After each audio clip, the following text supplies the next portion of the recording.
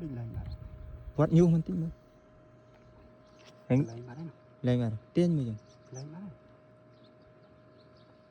Ủa nào. Vót mà dừng. Cái tí nó thu mày. Nhu mình tí mau. Thu mày. Không biết ta lấy nhỉ. Này đó. Nhu mà vót nó. Không. Viên này việc hàm bộ mà này phải nhỉ. Đặc biệt trong thì hiện thu đại tỷ. Bạch đó. Địch sai đó. Một. Thì sao? Tức khốn tức tự. Mới cố sao chứ. Ê nhưng sao mình hiền. Tiếc quá này.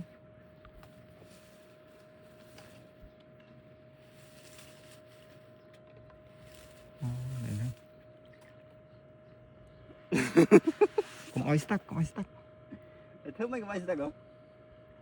Bắt tắt chơi gì nhiều tay gì. Bạn thấy về tình nghĩa đấy. Ơi. Lợt mó, bỏ bạn đo quá. Bạn à. Bạn làm sao? Tiến lắm. Đặt bạn nữa. Cho thôi, cho quá. Mới.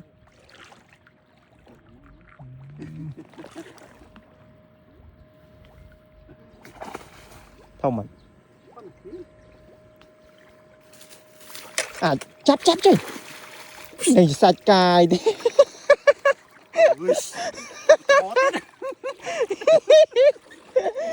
Thấy mà nó lướt cơ hết. Tắc sôi đi đó.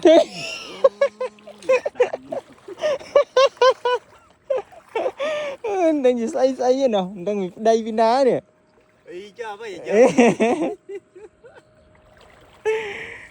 Thầy mà đàn đi hồi từ từ lên thầy lại đi hồi thấy đa thầy hồi tao vái từ tập chập thầy thì nó chạy tầm miền rồi.